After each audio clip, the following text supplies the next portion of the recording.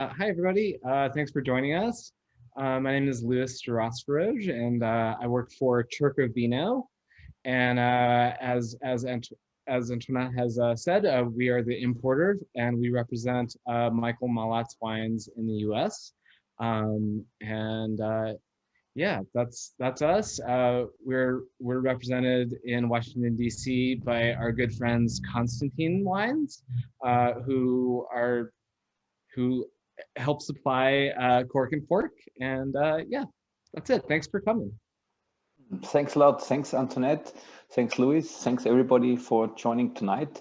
Well, tonight, for me, it's night. For I think it's afternoon. I hope you're all fine, you're all healthy, and you're all okay. Yeah, I'm happy having the chance, giving you a little bit of information about Austrian wine in general, and then, of course, in particular, to the wine estate I'm coming from, and to taste some wines together with you. Let me start a little presentation which should guide you through the evening, and yeah, I hope you have fun with today's masterclass. And yeah, please place your questions, I think, in the chat, and we can answer, or even after my presentation, you are of course very welcome to chat with me and ask your questions live on this presentation, after the presentation. Okay, well, let me share the screen and let's get started.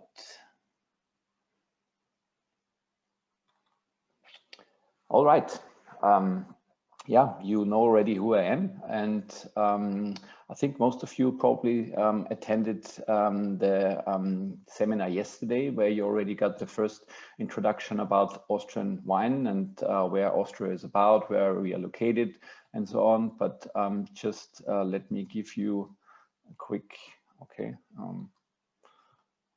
Yeah, now it's working. Again, a quick overview about our country. You see that Austria is a small country, and the wine growing is taking place more in the eastern part, which you can see here. I hope you can follow my mouse here.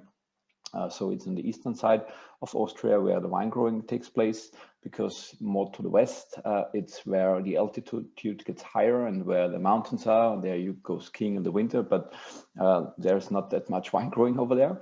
And you see that the River Danube is a significant landmark running through Austria from west to east. You see this blue line here. And here in this part, so the blue spot here, that's Vienna. That's actually the city of Vienna, which is at the same time also a wine growing area. And I'm located in an area called Kremstal, which is a little bit to the west of Vienna. It's about an hour drive. And it's this region here, marked here with this sign.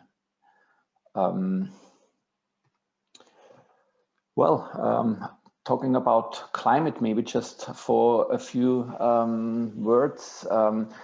Austria is kind of said to be a cool climate area, and if you have a look, you can see that the latitude here close to Vienna is somewhere between Reims and Beaune, which is well known here in France.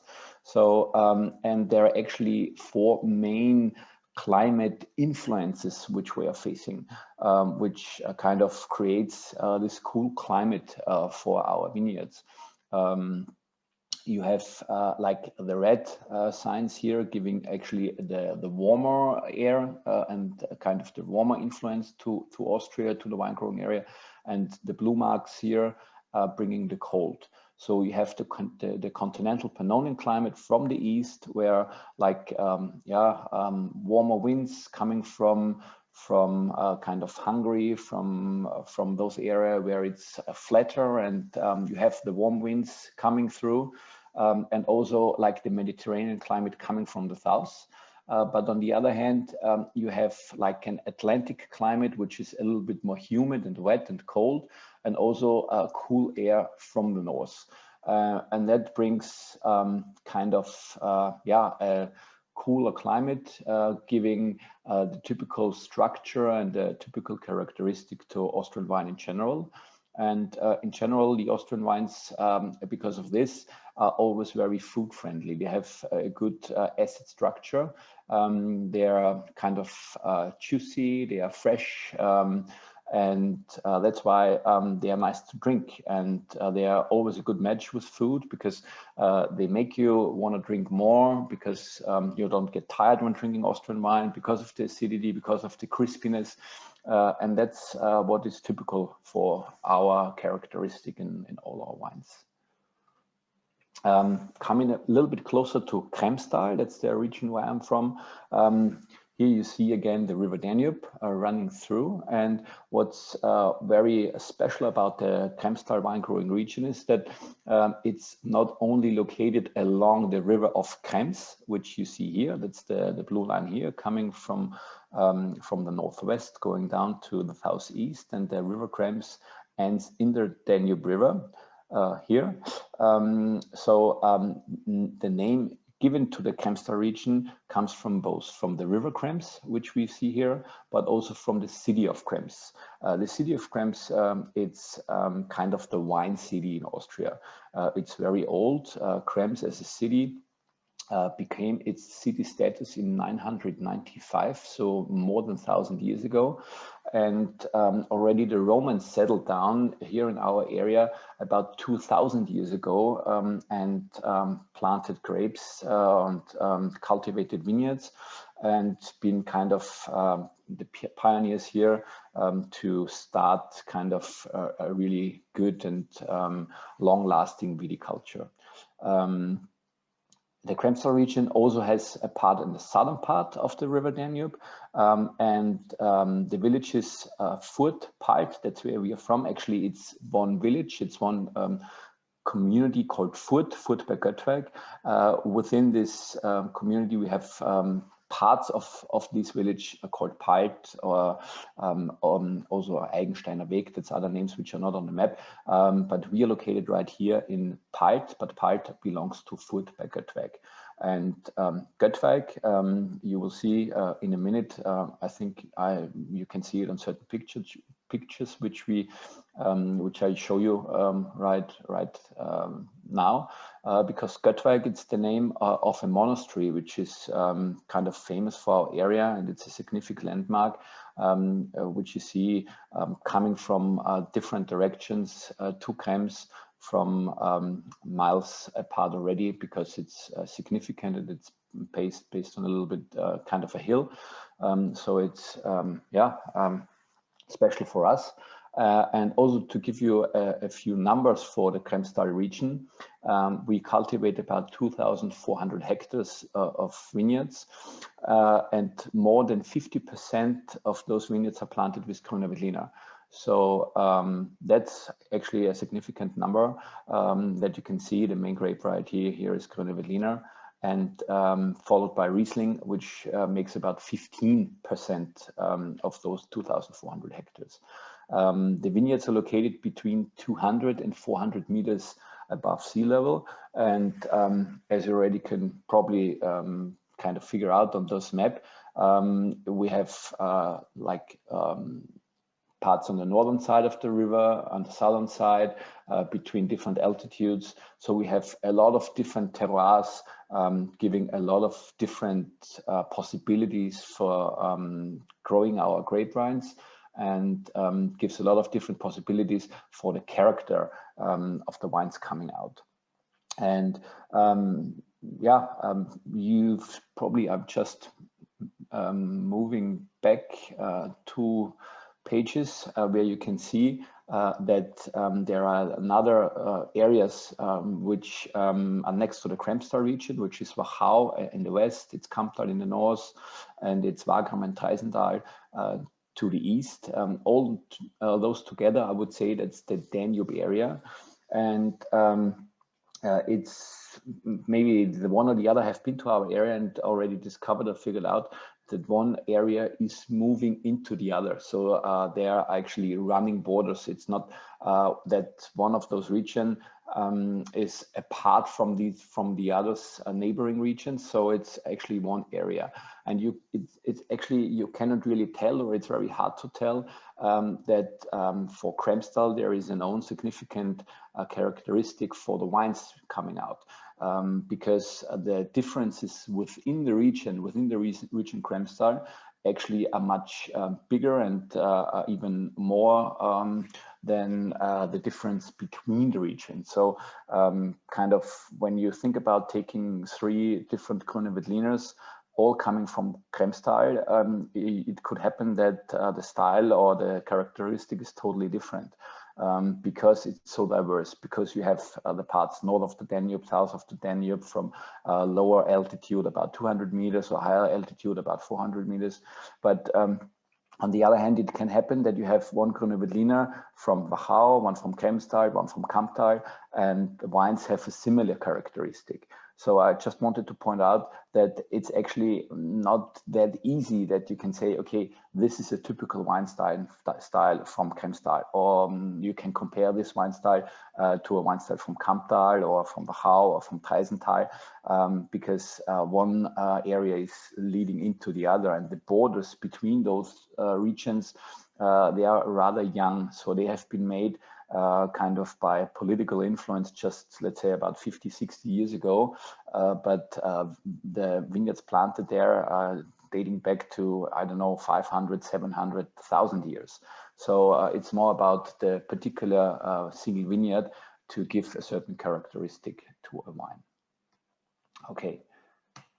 Yeah, this is a picture where you can see the River Danube in the middle. And here on the left, that's the city of Krems, which is here to the north of the river. And here on the other side, on the southern side, this village actually is called Mautern, and this already belongs to Wachau Valley.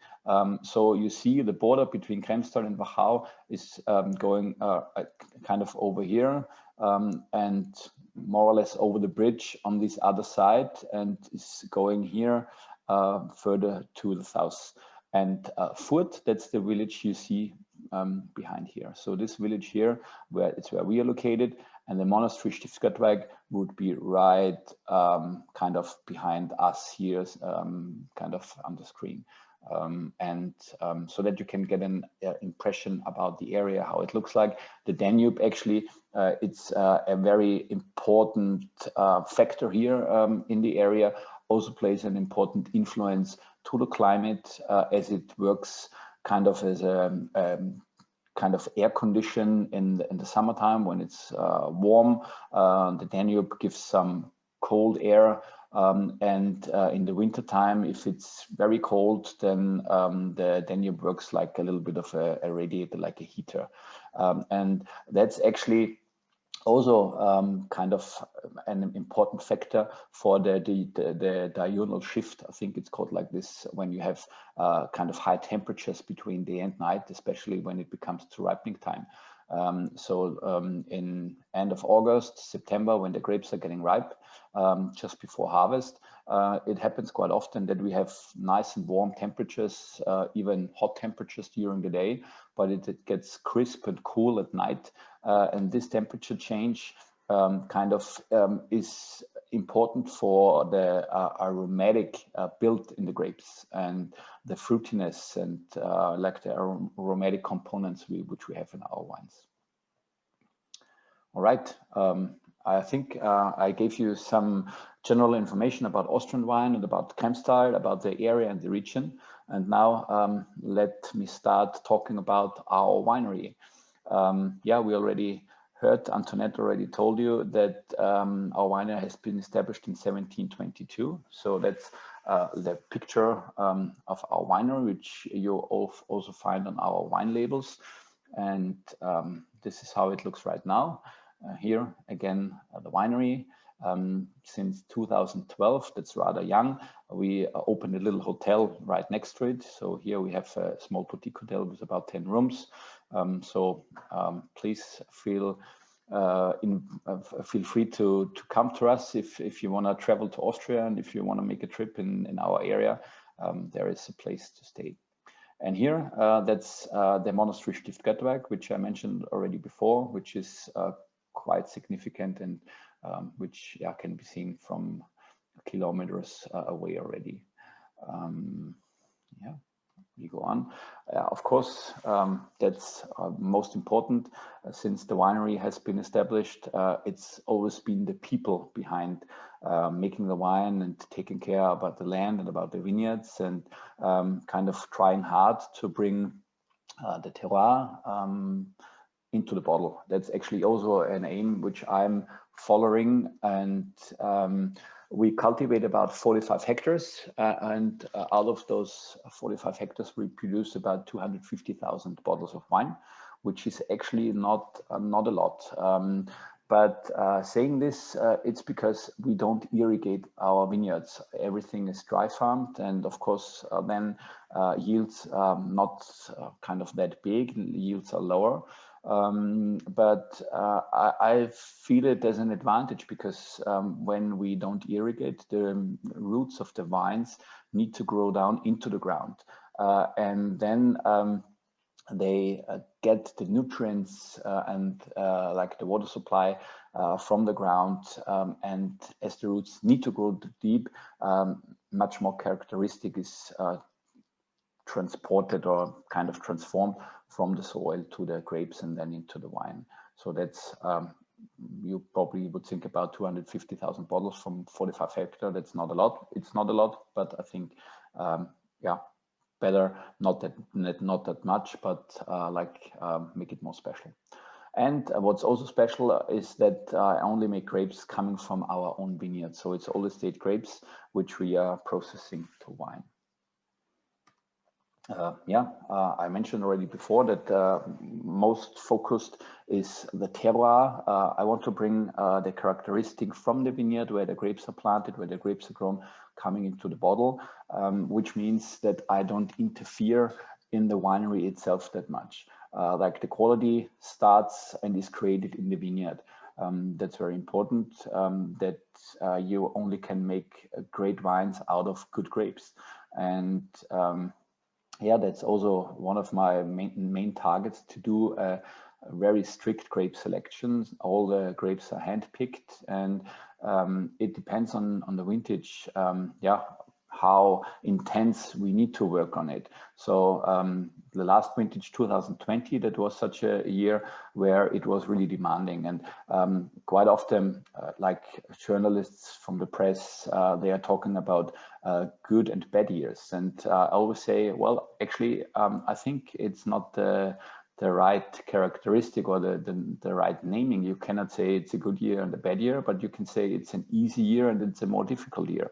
And for example, 2020, so last vintage, was such a little bit more difficult year, where it was rather demanding, as we had unfortunately a little bit of hail right before harvest started, which is always not that ideal, having a hail just that short before like the picking starts, because the berries are already soft, the skins of the berries are soft, and then when you get hail, of course there is some damage done to the grapes and to the berries, which means that when you start picking, when you start the vintage, and you cut off the grapes, that you have to really select carefully and take out manually berry by berry which you don't like. Of course, that takes a long time and costs a lot of money at the end. But I think that's the only way how you can, even on a more difficult year, get a great result and great wines then in the bottle. And of course, all the wines are fermented naturally without any cultivated yeast, so it's all spontaneous fermented to bring those characteristics from the terroir as much as possible into the wines. And actually then it's the only way of doing it, to work with 100% healthy grapes, no botrytis is used, and then the wine style is very authentic. It's very kind of real, and it's very unplugged, coming from the vineyard. And what's in addition to this, my main focus, that all the wines are elegant and rich in finesse. They are never opulent, they are never fat. This should be like of a fine, elegant style, and should be rather more feminine. They should be nice to drink. They always shouldn't be too high in alcohol, and they are very complex. That's the goal, which is actually much more difficult to create a wine like this. Then on the other hand, it would be easier to have a wine which is more opulent, which has probably a little bit of residual sugar, and then gives a good mouthfeel and a good roundness, which is okay. But I prefer like the more lean style, the more elegance in the wine. The wines are always dry, and therefore they're kind of, yeah, authentic and character wines. And also I allow a vintage variation, so which is also typical for a wine. For example, let's say 2019 and 2020, there can be a difference. It's not a wine which is uniform. So the wine lives, the grapes lives, the terroir lives, and also the wine style lives. Okay, coming back to the grape varieties, I mentioned before that most of the vineyards in Kremstal planted with Grüne Veltliner, and the second main grape is Riesling. So Grüne Veltliner and Riesling are like the grapes where we have our appellation system for. So and it's actually quite interesting, because when you bear a closer look on this, or when you take a closer look on Grüne Veltliner and Riesling, and you question yourself, I think Grüne Veltliner and Riesling, those are two grape varieties which have actually not that much in common, because what the one grape likes, the other doesn't, and vice versa. So how is it possible that those two grapes can be both together the main grapes within a region or within an area? And the answer is because we have different type of soils. We have a very kind of versatile, or not versatile, we have like different soil types, and sometimes the variation from one type of soil to the other is changing very, very quickly, just within a few meters, or with a few hundred meters. Grüne Veltliner is a grape variety which likes sandy, loamy soils where there is a good water supply. It's a grape variety which is the typical Austrian grape variety, and I always characterize Grüne Veltliner also being of a typical Austrian habit. Because Austrians, they like to drink a lot, they like to eat a lot, they're funny guys, and that's what Grüne Veltliner is about as well a little bit, because Grüne Veltliner needs a lot of water, it needs a lot of nutrient, and that's typical for Austria. Or for the Austrians, let's say like this. But we have those soils, like the soils where the water supply can be guaranteed, where the water can be stored.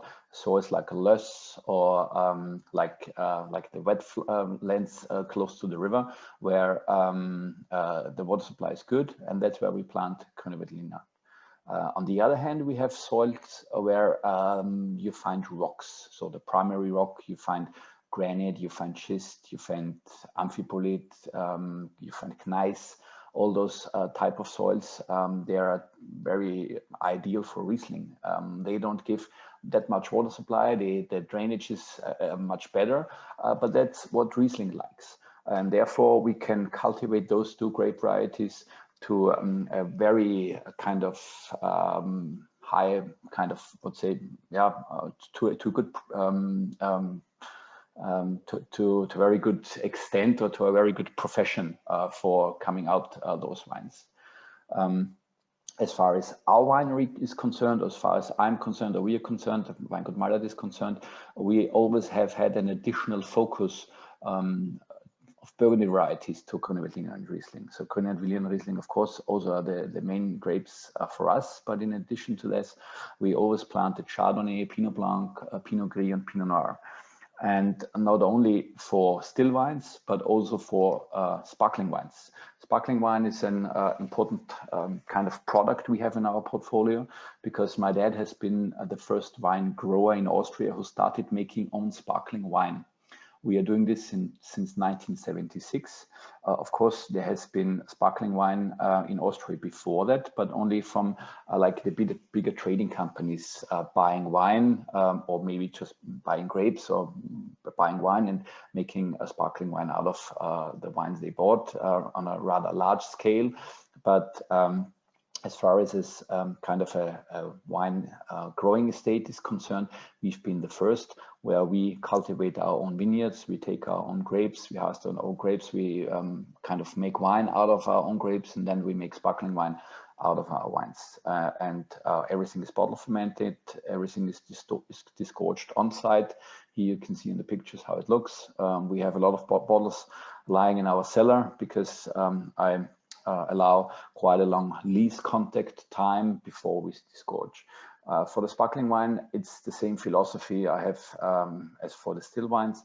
I want to bring the terroir into the wine, and therefore all the sparkling wines are without dosage, so they are all brut nature, without any sugar added when they are disgorged, and therefore allow some extra time on the lees, also in order to get a good balance and a good creaminess to the wine, but without being sweet. Okay, now let me talk a little bit about our appellation system, which means how we organize the wines we are producing in our area. And that's actually easy to explain because it always depends where the grapes are coming from. So there are actually 3 levels of origin, starting with the level of origin of the region. You see the first kind of layer, the first base is the region. So grapes are coming from the region, which in our case would be Kremstal. So when the name is just, when a wine is just named with Kremstal, then the grapes are coming from different vineyards, maybe from different villages, but within one region, which would be Kremstal in our case. The next origin level would be the village. So the village wines, where the grapes are coming from different vineyards, but all within the same village. So in my case, it would be Furt. Furt, that's the name of the village, or Furt Pike. When the grapes are coming just from this village, we also name those wines as Furt. And then at the top, at the peak, that's the kind of lowest, or like let's say lowest, like the smallest kind of area where the grapes are coming from. That's a single vineyard, or Lage in Austria. And you can see on the label, and that's good because since I think 2015, by Austrian wine law, you have to write the name Ried in front of a single vineyard, so that people already kind of easily distinguish that the name is dedicated to a single vineyard. And then the grapes are just coming from one particular vineyard, which is very important because, as I mentioned before, we have that many vineyards and that many different type of soils that kind of a characteristic to a wine very often is kind of related to a vineyard and what's special about. And at that point, I also like to mention that there is an association in Austria, which is called the Österreichische Traditionsweingüter. If you translate it into English, it's the traditional Austrian wineries. It's an association which has been formed in 1992, starting where a few wine producers in the Danube area they linked together and said, okay, we have the same target, we have the same aim, because we want to monitor and we want to figure out from which particular vineyards the grapes are coming, making the best wines in our area. And for those vineyards, a kind of classification started. The best vineyards got the extra name as Erste Lage, and maybe in the future then also as Große Lage. But so far, Erste Lage vineyards are classified by Österreichische Traditionsweingüter. For 2 years now, 2 other bigger areas joined the philosophy of Österreichische Traditionsweingüter, which was Vienna and Carnuntum. And I think there is more to come. And of course, right now it's still a kind of a private classification, but the target and the aim would be to bring this vineyard classification into a legal status for all Austria, that those classification then can be applied for all the vineyards all over Austria. Okay, yeah, coming back to the village wines. As I said, that I'm making wine just from our own vineyards, and all the vineyards are within Fürth. We are starting with kind of my appellation within my winery, or the wines coming from my winery, at the level of the village wines. And within the village wines, we have different grape varieties, which is Grüner Veltliner and Riesling, being like the appellation grape varieties. When you find creme style on the label, it only can be Grüner Veltliner and Riesling, as those grape varieties being the leading grape varieties. The other grape varieties here, let's say Zweigelt or Pinot Noir or the Burgundy varieties, they would have the appellation Niederösterreich, which is like a more kind of wider spread origin, and not creme style, because creme style is just kind of reserved for Grüner Veltliner and Riesling. But as far as we are concerned, we have next to Grüner Veltliner and Riesling also a rosé under the name Fürth and Zweigelt and a Pinot Noir. And about today's tasting, we have 3 village wines which we taste: the Grüner Veltliner, the Riesling, and the Pinot Noir, all named with the village name Fürth. And then the single vineyards. The single vineyards, they are of course most important to us. We have different single vineyards where we cultivate our grapes, and we have different terroirs, as I mentioned before, which are good for the different grape varieties. There is a single vineyard called Höhlgraben and Gottschelle, where we plant Grüner Veltliner. Gottschelle, by the way, is one of the vineyards being classified as Erste Lage.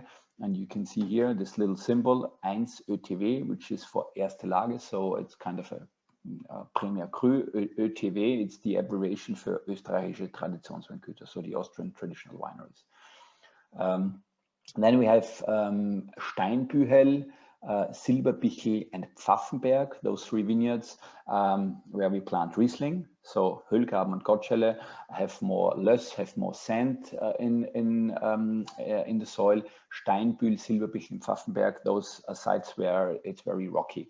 And I will talk in particular about Gottschelle and Steinbühl afterwards, because we are tasting the wines coming from those vineyards. And then there are another vineyard called Am Zaum, where we plant Pinot Blanc. There is Hochrhein, where we plant Chardonnay. It's Zistel, where we plant Pinot Gris. And there is Satzen, where we plant Pinot Noir in St. Laurent. Saying that, yeah, those are the 2 wines from the single vineyards which we taste tonight, which is Gottschelle and Steinbühl.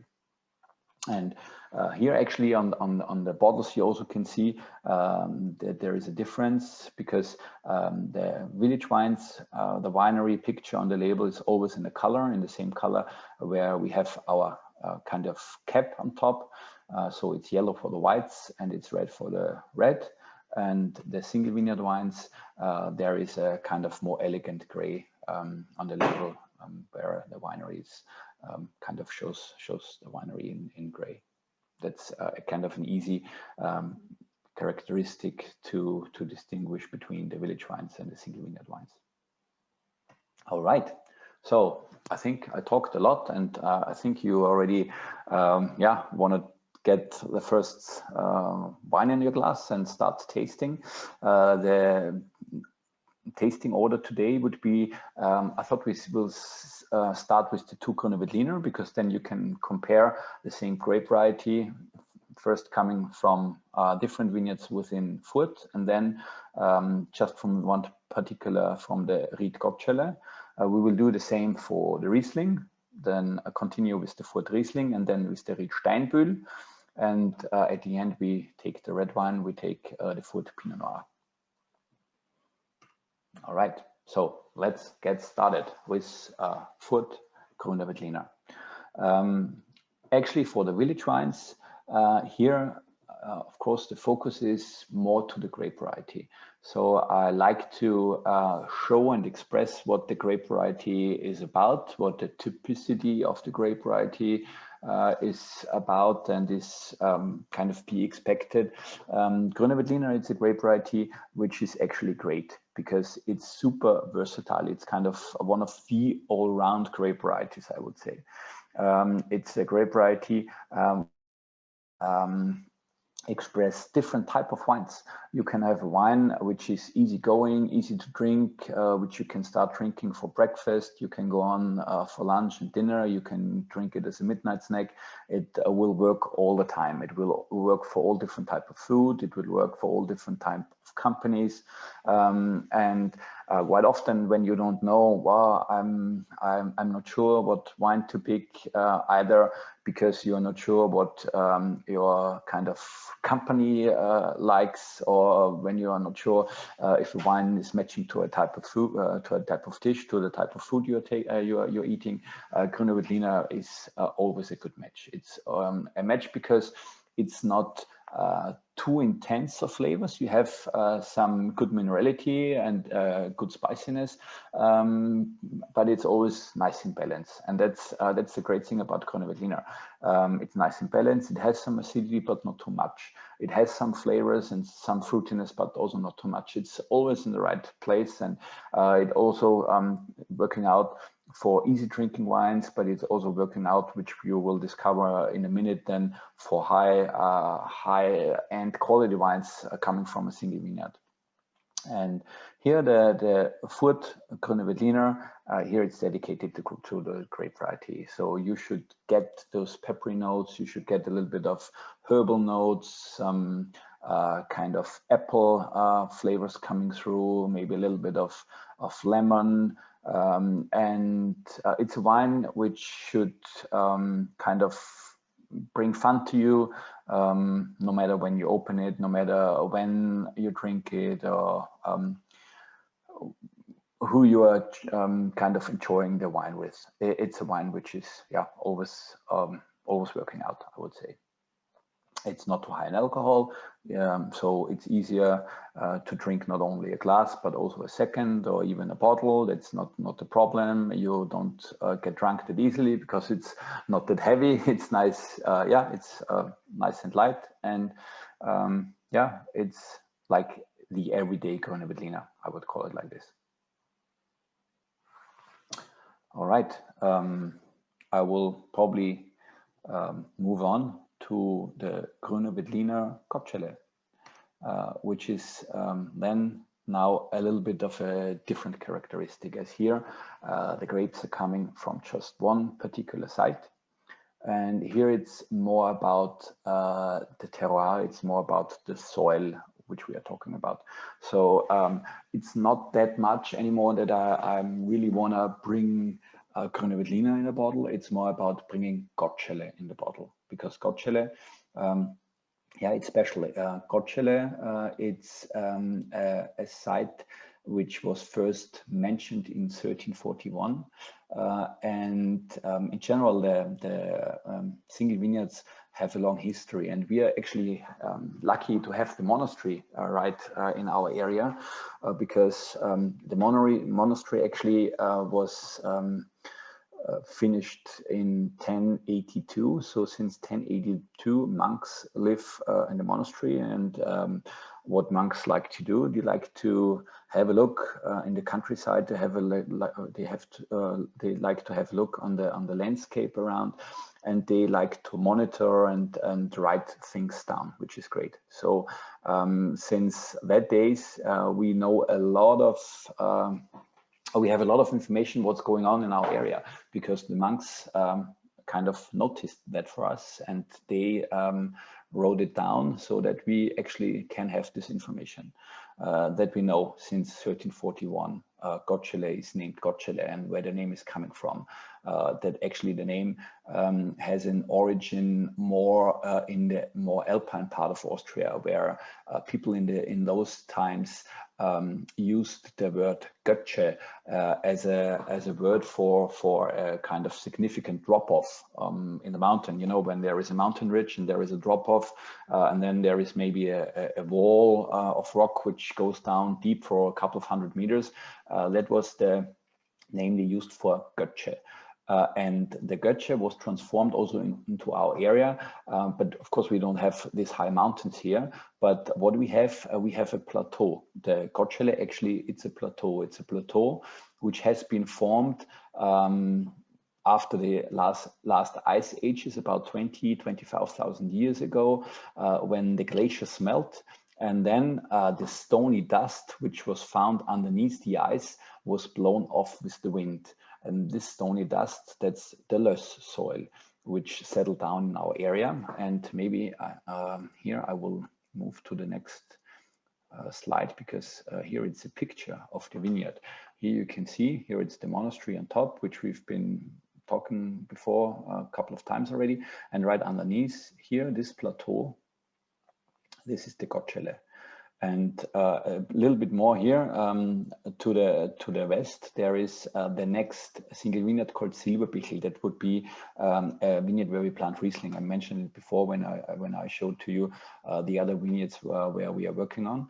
And why do I mention this? Because the Silberbichel actually gave the wind shade to Götze. You have to think about that the main wind direction we have in our area is from west to east. And so the loess soil has been brought with the wind in those times when the glaciers have been melted and the stony dust has been kind of flowing up in the air, and the wind brought it to our area. And then kind of the loess settled down, here, the Götze, this is a kind of a plateau where the loess actually could stay, because like the neighboring vineyard, the Silberbichel, which is another hill going up here, made the wind shade here to Götze. And so the wind could not blow the loess further. So the loess stayed here. And actually, here there's a little canyon, a natural canyon, where there is a way up here. And here you can see the loess walls, so that the loess built up for several meters. And this gives this typical characteristic to the wine. So you have the loess, but at the same time, you also have gravel. So those are round stones coming from the ancient Danube, which also was kind of a riverbed there 1,000 years ago. And this gives the characteristic to the wine. So here, the characteristic in the wine, it's more about the terroir, about the soil, where you have this more yellow fruit characteristic. You have this creaminess. You also have this spiciness coming from the gravel, which is very typical. And of course, I have to mention at this point as well that it's not 200% fair to kind of totally one by one compare those two wines, because the Furtgrüner Veltliner, which you just tasted before, was vintage 2016, and here the Götze is vintage 2015. As I mentioned at the beginning, I always allow a vintage variation. You have to know that 2016 was a much cooler year than 2015 was. 2016 was cooler, the harvests started later, so the vegetation period started later, which means we had a little bit more acidity in the wine, we had a little bit more crispiness to the wine, which also probably could be detectable. And 15 was a little bit riper year. So you also can see here, there is a little bit more power, a little bit more body in the wine. We have 13.5 alcohol, which is actually, I would say, probably the higher limit to my wines. Normally, the alcohol level is always between 12 and 13. In kind of exceptional years where it was a little bit warmer, then it's maybe going up to 13.5, but not more. And this also gives kind of an additional characteristic to the wine, or makes the wine how it tastes like. That also the vintage gives an impact and influence. Wines like this, I have to say, have a very long aging potential. So now we have 21, the vintage is 15, so it's also more than 5 years now in the bottle. And I could think easy of another 5, 10, 20, 30 years of bottle maceration, which would be possible. It's always like from your personal perspective when you want to open a bottle of wine or those bottles of wine to drink it. What do you prefer? You preferred that you have a little bit more primary fruit, then you probably open the bottle even a little bit earlier. But when you looking for like the secondary flavors, and when the wine gets some time and can develop, gets a little bit softer, gets a little bit more in balance, a little bit more mature, then you can easily wait 5, 7, 10, 15 years to drink such a bottle of wine. This wine has been fermented in wood casks and stays also on the full lees for quite a while. The whole fermentation process takes time, and that's also the reason why the wine can have some time to develop, and the aging potential is kind of rather long. The Veltliner Furt you had before, that has been fermented in stainless steel, and the Furt wines, they are bottled normally, let's say, between March and April the following year. For the single vineyard wines, I even take a longer time to have more time on the lees, to have more time for the autolysis of the yeast, and to express the character much more. Actually, maybe also a word for dishes. As I said, Veltliner is a very versatile wine, a very versatile variety, actually matching to a whole different type of dishes and all different type of food. As far as classical Austrian food is concerned, there is a dish called Wiener Schnitzel. I'm sure you know it, and also the Tafelspitz, that's a boiled beef, normally with spinach or with horseradish and some roasted potatoes. That's great with Veltliner, but Veltliner fits to a range from white meat to also darker meat if the meat is, for example, boiled, or if it's prepared in a more natural way. It's great to fish, it's great to freshwater fish. We have trouts very often here in Austria, which is great with Veltliner. And it's actually always a good match to all different type of food. All right, so moving on to Riesling. And here we have actually now what we had before, Furt Veltliner, now it's the Furt Riesling. So here again, dedicated to the grape variety. So this wine should express Riesling. It should express the aromatic of Riesling, what you expect when you open a bottle of Riesling and when you pour a glass of Riesling, that you get some more acidity. Veltliner is a grape variety which shows a little bit more acidity compared to Veltliner. It's a little bit kind of more crisp. You have like stone fruit characteristic. You have a little bit of peach, a little bit of maybe apricots, some herbal notes. And it's just a little bit more precise wine.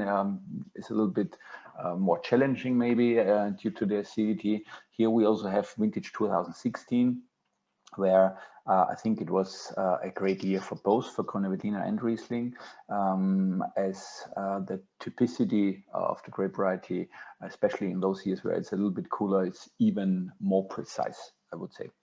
And similar to the Veltliner, here also with the Riesling, it's a Riesling which you can just enjoy how it is. It's not too high in alcohol, it's light to drink. It's a fun drinking Riesling, I would say, an easygoing Riesling. But here at this point, maybe mentioning again that, as I said at the beginning, as we only use our own grapes, even for those entry-level wines, we have already a certain character to these wines, and also a kind of a certain, I would say, quality level, as we have 100% for all these grapes, even for those grapes which we are making our kind of entry-level wines out of. All right, and then the single vineyard Riesling from Steinbühl. This is actually a very special wine to me, and I'm very often being asked, as we have a very kind of wide portfolio with a lot of different wines, with a lot of different wines from different single vineyards. And when people are coming to the winery, or if I meet people at the wine tasting and they don't know our wines, and then they see, oh wow, they're making so many different wines, and then very often I'm asked, okay, well, what's your most favorite wine, or what's your best wine? And that's I always kind of answering the question, giving the comparison about kids and saying, okay, if you have kids, if you have more than one kid, if maybe 2 or 3, then somebody will ask you, what's your favorite kid? And then you probably also, and that's the same for me. Of course, I love all my wines, and every particular wine in the portfolio has the chance to be the best within the portfolio, and every wine I'm producing gets the amount of attention it needs, and otherwise I couldn't kind of cope with that many different wines, and I could not I wouldn't see it as all right to have that many wines, because only because every wine gets the same attention, then it's working out. But what I can say, and that's what I'm saying always, and that's what I'm saying also tonight, is that there is one particular wine which describes the style of how I like to have all my wines the best, and that's probably the wine from the single vineyard Steinbühl. And why is this? Because this site is so unique and offers such a unique characteristic that this elegance and finesse I explained before, which I want to have in all my wines, is shown to the largest and highest extent from grapes coming from this particular site, Steinbühl. Steinbühl, what does it mean? If you translate it into English, it would be the stony hill, Steinbühel. Bühel, it's an old actually saying in Austria for hill, Bühel or Bichel. And Stein, that's stone. So people figured out already in 1322 that there are a lot of stones in the soil. And that's why they gave this name to this particular vineyard. Now we know that this stone is granolite, and granolite, it's a form of granite. And normally, so granite is also kind of said to be one of the primary rock soils.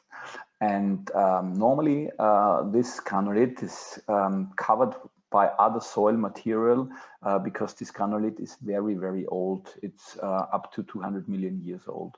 And normally you have less, you have conglomerate soil, you have soil coming from after the ice ages or from the ancient river covering this granolite. But here, this Steinbühl is like a little island in the big ocean. It's maybe, I always like to compare it like Hawaii in the Pacific. It's an island. There is the ocean all around, and all of a sudden there is some islands are coming up. And so it's a little bit with Steinbühl. You have, of course, different soil types around, but in this particular site, and this site is not that big, it's only a few hectares, the granolite is up to the surface, or at least as far that the roots can grow into the granolite.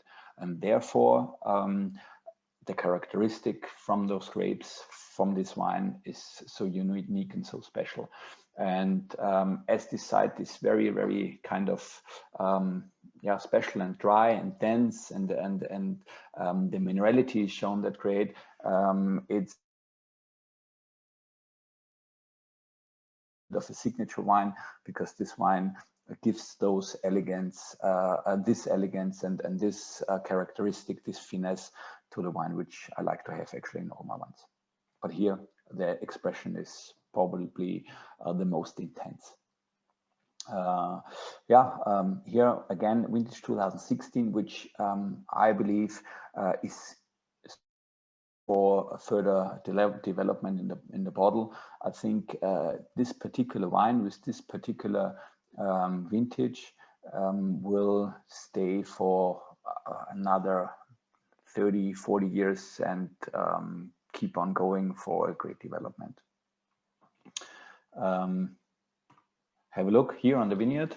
That was just last year when we digged out a part, or like a little hole to see on kind of the soil profile. Here you see that the topsoil, the darker soil, which is the humus layer, it's just a few centimeters. It's not very deep. And from here on, already the rocky soil, the transformed granulate starts, and it's going all the way down. Here, the darker stones here, and here there's this little dark spot that's parts of amphibolite. And this is a very particular kind of a very special site to me. It's a special site for planting Riesling. And also you can see here, no irrigation even in these vineyards. I'm very lucky and I'm happy that those vineyards are rather old already. So those vineyards had been planted 30 to 40 years ago. Of course, I have to mention climate was a little bit different. We had a little bit more constant temperatures. We had a little bit more constant precipitation. So it was actually possible to plant a vineyard on such a soil without irrigation 30 years ago. I'm not sure how it will work out if it comes to time when I need to replant this vineyard, but yeah, that's why I'm treating these vines as my holy treasure, that they will keep alive for many, many more years, and that they will give those particular great grapes for making these character wines. That's actually the heritage what I'm taking over. It's not so much the winery, it's more the vineyards. And we have some vineyards when we've heard that the winery was established in 1722. We have vineyards since the beginning, some here in Steinbühl, some here, some others in Höhlgraben, which is another Grüne site, which is right next to the winery.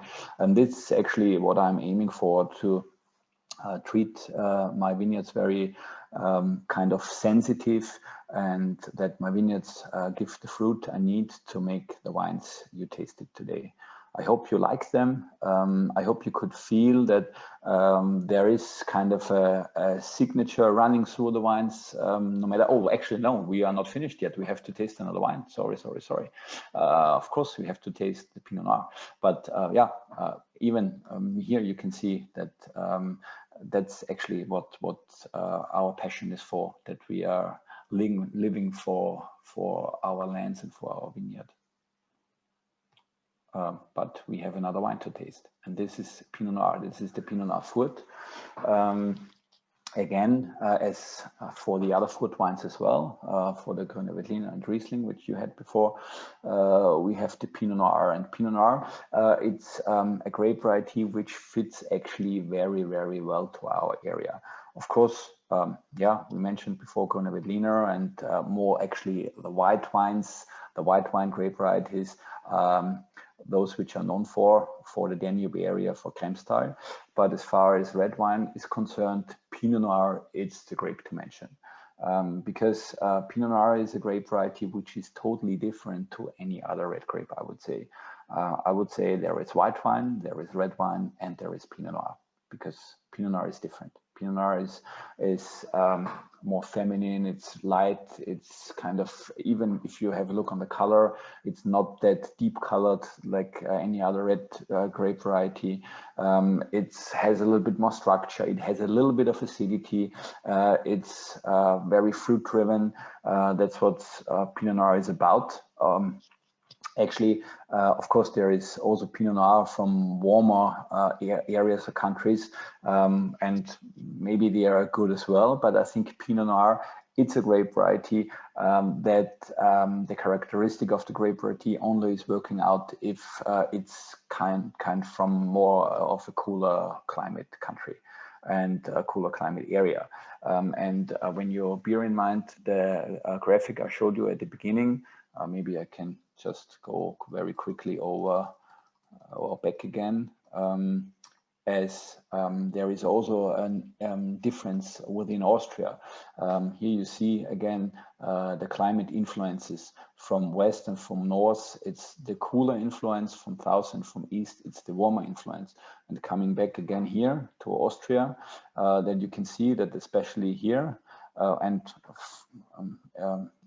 funny, that's marked in red here, because here it's the Burgenland area, and that's the area where the red wine, more of the like the main red wine vineyards are planted here in Austria. And here the grape varieties Blaufränkisch and Zweigelt, which is typical for Austria, but also Merlot and those grape varieties which which needs a lot of sun, which needs a little bit of more sunshine hours, and they are doing fine here. But here in Kremstal, where we located, where it's a little bit cooler, that's actually the place to grow Pinot Noir, as Pinot Noir likes it a little bit cooler to express kind of the fruit structure, the finesse, the elegance, the more lighter style. And we also have the soils, because you have to think about that very close to the river. Maybe you see it here a little bit. This area here, where it's close to the river, here and also here, this used to be areas when in times where the river Danube was not regulated, it was kind of an escape area for the river to go over the border if it was raining a lot, that the river actually could meanderate, that there was kind of area to take all this water if there was a lot of rain. And nowadays, the riverbed is kind of man-made. The riverbed is regulated also by kind of, how you say, steps in between, where you have dams also to create electricity, and like those kind of floodlands now are available for vineyards. And that's the vineyards where we plant the Burgundy varieties. And that's very typical and very special also for our particular location, which I said, okay, that's kind of an additional focus to the Malat Winery, as where we have vineyards, especially here in this area, where there is a lot of gravel coming from the Danube. And this gravel has a very high content of chalk. And this chalkiness, it's important for the Burgundy varieties. In Burgundy itself, if you think about Burgundy in France, there you have limestone, and limestone is rich in chalk. Limestone is coming from the ocean. But here, it's not limestone. Here it's like the gravel coming not from the ocean, but coming from the Danube. The result is, I wouldn't say the same, but it's similar. Both is rich in chalk, it's high in chalk. And that's what the Burgundy varieties like, to express the minerality, to express their finesse. And therefore, we have also the right terroir for planting Pinot Noir. And the Pinot Noir food, that's what we tasting right now. That's the Pinot Noir, which is also dedicated to be an easy drinking wine. It's kind of bright, it's shiny, it's bringing strawberry and raspberry character to the wine, as Pinot Noir shows. It's fermented in stainless steel and then developed in bigger wood casks, so there is no oak influence, so that fruitiness, the fruity character is upfront.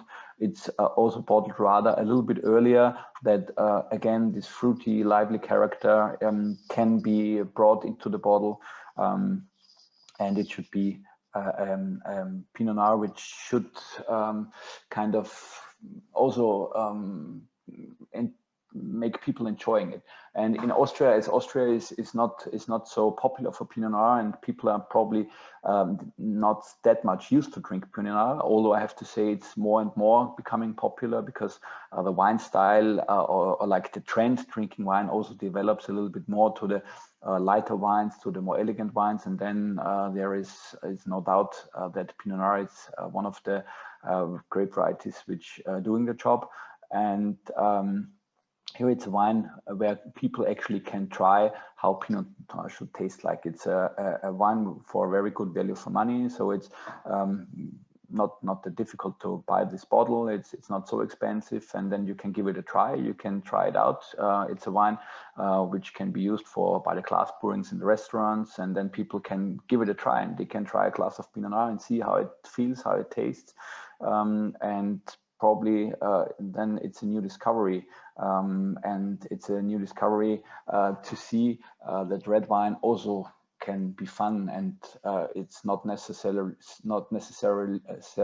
hurting you as a wine is too high in tannins or too much flavored with oak, or it's too high in alcohol. So that's all what Pinot Noir is not about. And yeah, that's what totally fits to our philosophy: being elegant, being fine and finesse driven, showing the fruitiness. And I like it a lot now, especially when even also in Austria, hopefully the warmer weather is coming up soon, and when we can be outside, and it's also a wine, a good red wine for the summertime. You can chill it a little bit. It should be consumed a little bit cooler than another red wine, and then it's a nice, refreshing red wine, also as an alternative to a white wine, I would say. All right, I think now that was the last wine for today. Yeah, I hope you like the wines, you keep them in good memory, and you figure out that there is a style from one wine to the other, no matter if it's the Grüne Furt, if it's the Gotschele, if it's the Riesling Furt or the Steinbühl, or now the Pinot Noir, that kind of a personal note, a personal handwriting is detectable. That would be kind of my biggest compliment if you can figure this out, that the style of the winemaker is detectable in all the wines you tasted. Well, then I just thank you for attention. Thank you very much taking the time, joining our seminar, our masterclass with Kremstal wine and wines from Weingut Malat. And please go ahead and keep me busy with answering your questions. Thank you so much, Michael. That was an incredible presentation, and we don't have any questions at the moment, so we'll bring this wrapped up. So thanks again for joining us today, Michael and Lewis. A very special thanks to Stephen Diaz for selecting the wines for this evening's tasting. And thanks to all watching for your interest in the great wines of Austria. We encourage everyone to visit our website calendar at corkandfork.co to view the Austrian wine events we are hosting with some of the region's greatest producers, just like Michael Malat. Thanks again. It was very informative and quite enjoyable. So, Michael, are there any final words before we say goodnight?